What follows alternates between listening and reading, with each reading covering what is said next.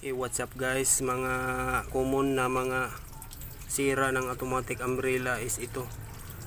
Karamihan guys, yung common na sira ng automatic na umbrella is dito mga loads, dito sa pindutan niya mga loads. Yan, kasi yan yung dito naglalak mga loads. Yan, pag close natin yan, ito yung naglalak. Tsaka ito naman din yung pindutan niya dito sa loob. Ito sira na to mga loads. Naano ko lang sa inyo para maano niyo. Ito yung dahilan kapag hindi na napipindot mga loads. Kasi ito plastic lang to mga loads, madali itong mag-crack. Kita nyo ba yan? Yan yung kulay yellow. Yan yung parang tutusok dito para magbukas sira yung automatic na umbrella. Pag hindi na napipindot mga loads, ito na yung sanhi niyan mga loads.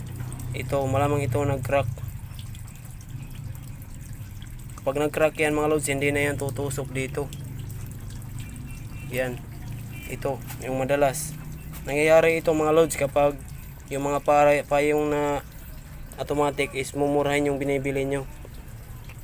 Tips ko lang sa inyo mga loads, yung kapag bumili kayo ng mga ganitong mga payong mga loads is bilhin nyo yung may mga yung mga sikat na mga brand. Kahit mahal yun mga loads, sulit naman. Yan yun lang yung tips ko. Kapag may budget, pwede bumili na ng medyo mahal-mahal. Sulit naman yan mga loads. Kaysa sa bumili ka ng mura, mapapamura ka naman. Charot. Yan lang yung tips ko mga loads. Ito yung madalas. Ito, nasira na to. Inaano ko lang sa inyo ngayon, dinidemo para malaman nyo yung mga common na sira ng automatic na umbrella. At saka ito rin yung tali na puti mga loads. Kapag naputol yan mga loads, yan din yung hindi na yan na-open. Yan o. Kapag naputol yan mga loads, masisira din yan, hindi nagagana. At saka pangatlo, kapag nabuhol yan doon sa loob mga loads, kapag hindi tamang pamamaraan yung pagbukas-sara ng automatic na umbrella, tiyak yan ay magbubuhol-buhol doon kasi may spring yan. Ang spring dyan mga loads is nasa gitna, at saka yung tali naman dyan na dalawa is nasa gitna, nasa gilid yung spring. Yan, kapag hindi maayos yung pagkabukas-sara ay talagang magbubuhol-buhol doon. Yun yung magkukos na titigas siya at saka masisira na. Yan mga loads, yan yung ano niya tali. At saka hindi mo yan mapapalitan basta-basta mga loads kapag naputol yan, kasi iba yan yung klase na tali, talagang matibay yan. Hindi yun papalitan mo lang, hindi. Pwede kang mag-repair mga loads, basta ganyan pa rin, sa automatic umbrella pa rin yung mga pisa niya. Hindi yung nag-imbento ka lang ng mga tali katulad ng mga nylon, hindi pwede mga loads. Pangatlo na ba yun? Yung sira, yung common na sira mga loads. Tatlo na yun mga loads. Tsaka mga loads, yung pang-apat, kapag yan yung puti na yan kapag nag-crack yan din yung cause na masisira. Yang puti na yan, umiikot-ikot kasi yan eh. Kapag nag-crack yan, yung itong tali, yan, didikit dito sa may metal, yun yung magkukos na mapuputol din. Yan mga loads. At saka dito mga loads, yung mga sira dito mga loads na part, yan. Pag may nabali dyan mga loads, anuhin nyo lang yan mga loads.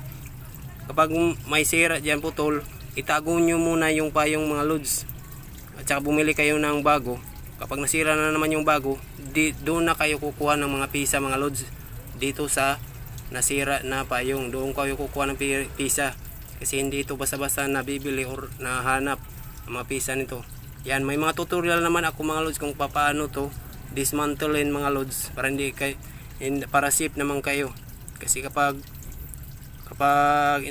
binuksan nyo to mga loads na hindi nyo pa alam mga loads yung anong gagawin, delikado to. At saka mag-shades kayo mga loads, mag-gloves.